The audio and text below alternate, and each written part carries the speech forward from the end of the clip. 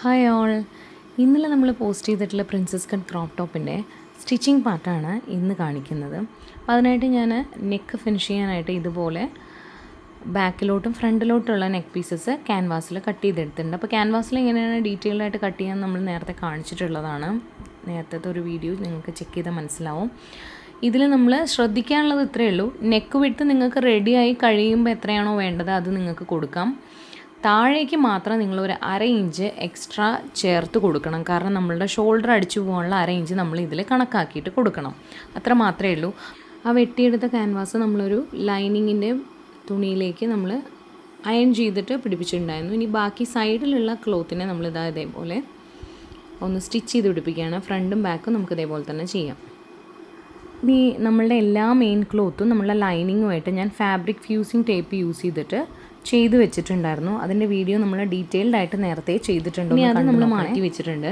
ഇനി ആദ്യം നമ്മൾ പ്രിൻസസ് കട്ടിൻ്റെ ഭാഗമാണ് ഒന്ന് ക്ലിയർ ചെയ്യാൻ പോകുന്നത്. അപ്പോൾ അതിനായിട്ട് നമ്മൾ ഫ്രണ്ട് പീസ് ഉണ്ടല്ലോ, ഫ്രണ്ടിൽ നമ്മൾ 3 പീസാക്കിയിട്ടാണ് വെച്ചിട്ടുള്ളത്. അപ്പോൾ അതിലെ സെൻറ്റർ പോർഷനിലേക്ക് ആദ്യത്തെ ഒരു പീസ് നമ്മൾ അറ്റാച്ച് ചെയ്യാൻ പോവുകയാണ്. അപ്പോൾ നമുക്ക് നല്ല വശവും വരുന്ന രീതിയിൽ ഇതുപോലെ എടുത്ത് വയ്ക്കുക. എന്നിട്ട് ഇത് ആം ഹോളിൻ്റെ അവിടെ നിന്ന് പതുക്കെ സ്റ്റിച്ച് ചെയ്ത് സ്റ്റാർട്ട് ചെയ്യുകയാണ്. എപ്പോഴും ഈ ഒരു ഷേപ്പ് മെയിൻറ്റെയിൻ ചെയ്യാൻ വേണ്ടിയിട്ട് നമ്മൾ പതുക്കെ സ്റ്റിച്ച് ചെയ്യുക, വലിച്ചു കൊടുക്കരുത്. വലിച്ചു കഴിഞ്ഞാൽ ഒരു ഷ്രിങ്കിങ് അവിടെ വരും. ഇങ്ങനെ പതുക്കെ സ്റ്റിച്ച് ചെയ്യുക കേട്ടോ.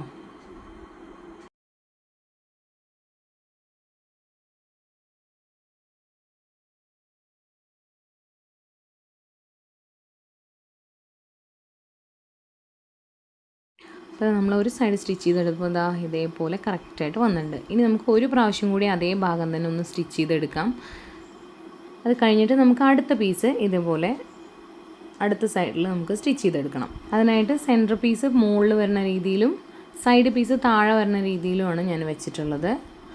എന്നിട്ട് ഇതാ കറക്റ്റായിട്ടൊന്നിങ്ങനെ പതുക്കെ സ്റ്റിച്ച് ചെയ്ത് കൊടുക്കുന്നുണ്ട്. ഇത് നമ്മളിങ്ങനെ പതുക്കെ സ്റ്റിച്ച് ചെയ്ത് വരാൻ ഞാൻ വീഡിയോ ആയതുകൊണ്ട് ലെങ്ത്ത് കൂടണ്ടെന്ന് പറഞ്ഞിട്ട് കുറച്ച് സ്പീഡിൽ കാണിക്കുകയാണ്. വളരെ പതുക്കെ ചെയ്തെടുത്താൽ മതി. അതിനുശേഷം ഒന്നും കൂടി നമ്മളൊന്ന് സ്റ്റിച്ച് ചെയ്തെടുക്കണം.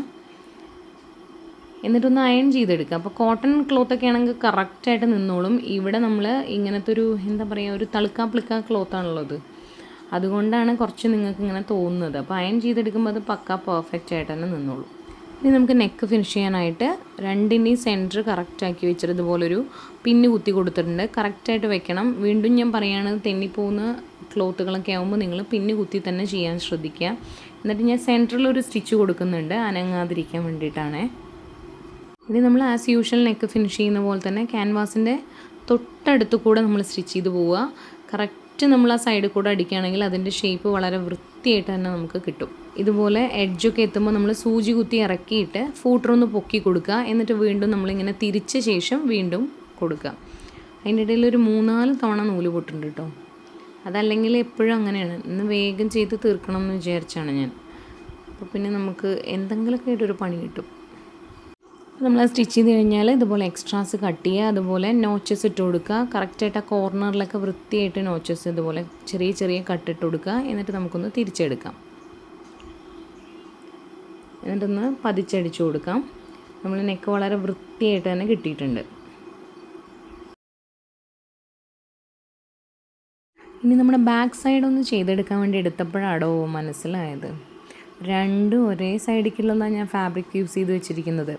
അപ്പോൾ നിങ്ങൾക്ക് ഈ അബദ്ധം പറ്റരുത്. ഫാബ്രിക് യൂസ് ചെയ്യുമ്പോഴും അതുപോലെ മെയിൻ ക്ലോത്ത് കട്ട് ചെയ്തെടുക്കുമ്പോഴൊക്കെ രണ്ടും കറക്റ്റായിട്ട് അങ്ങോട്ടും ഇങ്ങോട്ടും തിരിച്ച് വെച്ചിട്ട് തന്നെ വേണം ബാക്കിലെ പീസ് കട്ട് ചെയ്തെടുക്കാൻ. അല്ലാന്നുണ്ടെങ്കിൽ അതുപോലെയാവും. ഞാൻ എന്നിട്ട് വല്ല അഡ്ജസ്റ്റ്മെൻറ്റും പറ്റുമോ എന്ന് അറിയാൻ വേണ്ടിയിട്ട് ഇങ്ങനെയൊക്കെ വെച്ച് നോക്കുന്നുണ്ട്. ഒന്നും നടന്നില്ല.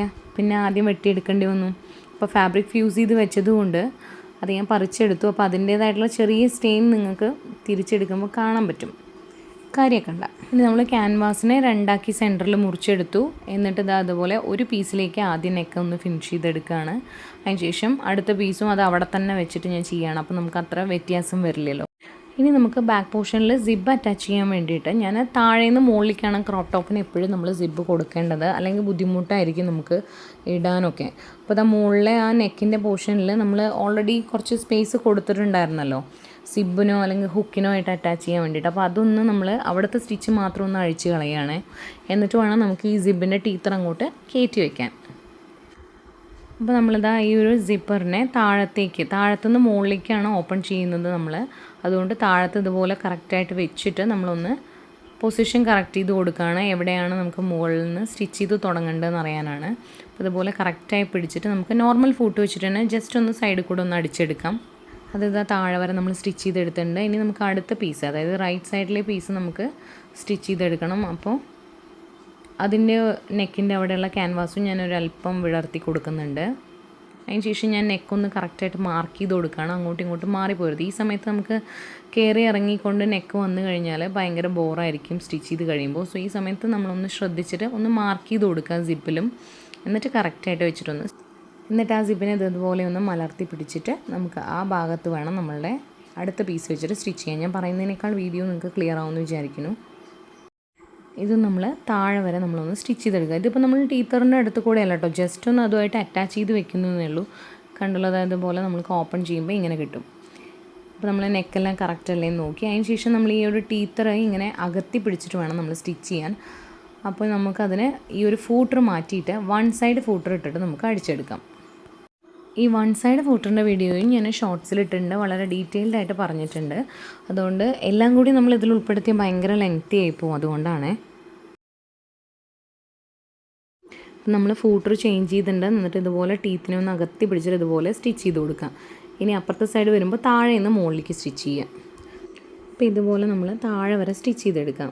അതിന് ശേഷം ഇതുപോലുള്ള എക്സ്ട്രാ സിബിൻ്റെ ഭാഗം നമ്മളൊന്ന് കട്ട് ചെയ്ത് കളയുക. എന്നിട്ട് ആ നെക്ക് ഒന്നും കൂടി നമ്മളവിടെ നിന്ന് സ്റ്റിച്ച് വേർപെടുത്തി എടുത്തിട്ടുണ്ടായിരുന്നല്ലോ, അതൊന്ന് ഇതുപോലെ ഫിനിഷ് ചെയ്തെടുക്കുമ്പോൾ നമുക്ക് എത്ര എക്സ്ട്രാ ബാക്കിയുണ്ട് എന്നുള്ളത് കിട്ടും. ആ ക്യാൻവാസ് അതിങ്ങനെ കറക്റ്റായിട്ട് പിടിച്ചിട്ട് ഈ ഒരു സൈഡ് ഒന്ന് ലോക്ക് ചെയ്ത് കൊടുക്കാം.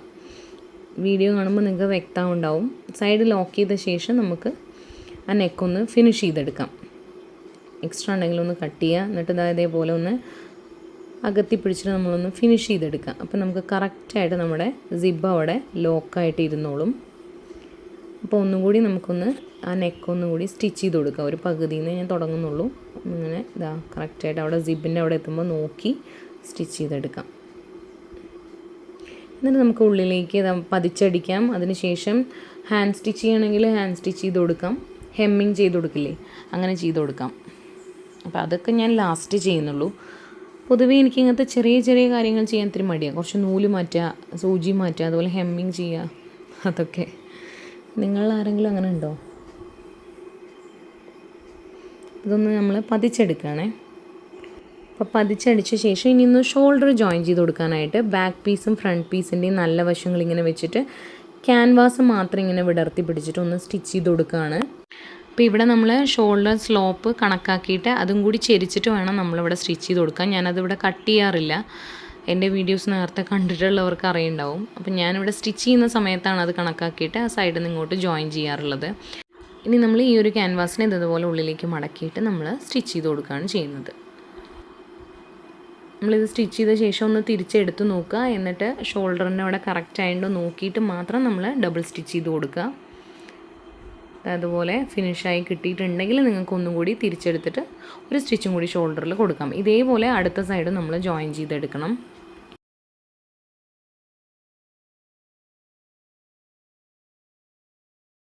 ഇനി നമ്മൾ ബാക്കിലെ പോർഷൻ ഒന്ന് ടോപ്പ് സ്റ്റിച്ച് ചെയ്തെടുക്കുക. അപ്പോൾ നമ്മൾ ഫ്രണ്ടിൽ ഓൾറെഡി ആദ്യമേ ചെയ്തിരുന്നു. ബാക്കിലെ പോർഷൻ ഇതുപോലെ പിടിച്ചിട്ട് ആ ക്യാൻവാസിൻ്റെ ഭാഗമൊക്കെ വളരെ വൃത്തിയായിട്ട് പിടിച്ചിട്ടൊന്ന് അടിച്ചു കൊടുക്കാം.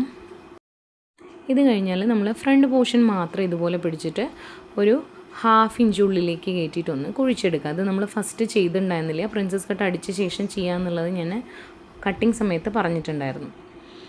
ഇനിയാണ് നമുക്ക് സ്ലീവ് ജോയിൻ ചെയ്യാനുള്ളത്. അപ്പോൾ സ്ലീവിൽ ഞാൻ അത്യാവശ്യം നന്നായിട്ട് ഹാൻഡ് വർക്ക് ചെയ്തെടുത്തിട്ടുണ്ട്. അപ്പോൾ ഹാൻഡ് വർക്ക് ചെയ്യുന്നതിന് മുൻപ് ഞാനിത് താഴെ ഭാഗം ഒന്ന് മടക്കി അടിച്ച ശേഷമാണ് ഞാൻ ഹാൻഡ് വർക്ക് ചെയ്തെടുത്തത് കേട്ടോ. അപ്പോൾ എങ്ങനെയാണ് ഈസി ആയിട്ട് ആ ഒരു സ്ലീവ് നമ്മൾ ഡിസൈൻ ചെയ്തതെന്നുള്ളത് നമുക്ക് മറ്റൊരു വീഡിയോയിൽ കാണാം. ഇനി നമ്മൾ ബോഡി സ്പാർട്ടും ഇതും അറ്റാച്ച് ചെയ്യുന്നതിന് മുൻപായിട്ട് സ്ലീവിലും കൂടി നമ്മൾ ഫ്രണ്ട് സൈഡ് ഒന്ന് കുഴിച്ച് വെട്ടിയെടുക്കണം. അതിനായിട്ട് 2 സ്ലീവിൻ്റെയും നല്ല വശങ്ങൾ ചേർത്ത് വെച്ചിട്ട് ഇതുപോലെ നമുക്കൊന്ന് കുഴിച്ചെടുക്കാം.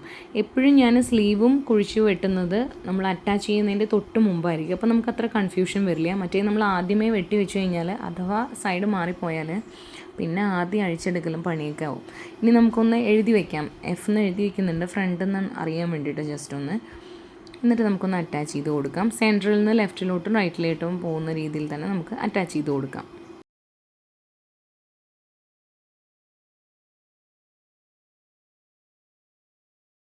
ഇപ്പോൾ നമ്മൾ സ്ലീവ് അറ്റാച്ച് ചെയ്തെടുത്തിട്ടുണ്ട്. ഇതേപോലെ തന്നെ നമുക്ക് അടുത്ത സൈഡും കൂടി ചെയ്ത് കൊടുക്കാം. പിന്നെ നമുക്ക് സൈഡ് ജോയിൻ ചെയ്യണം.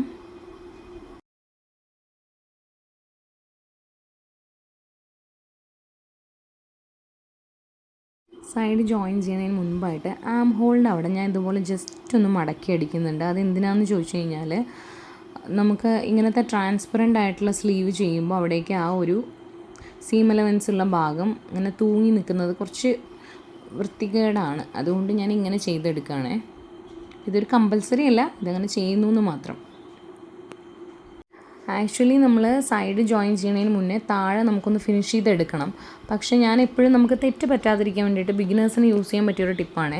ആദ്യം സൈഡ് ജോയിൻ ചെയ്ത് വെക്കുക. ജോയിൻ ചെയ്യുക പറഞ്ഞാൽ കംപ്ലീറ്റ് ആയിട്ട് ചെയ്യരുത്, ഒരു 1/4 ഭാഗത്തോളം നമ്മൾ ജോയിൻ ചെയ്ത് വെക്കുക. അപ്പോൾ നമുക്ക് ഏകദേശം മനസ്സിലാവും ലെങ്ത്തിൽ എത്ര ഏറ്റക്കുറച്ചിലുണ്ട് ഫ്രണ്ട് പീസും ബാക്ക് പീസും തമ്മിൽ.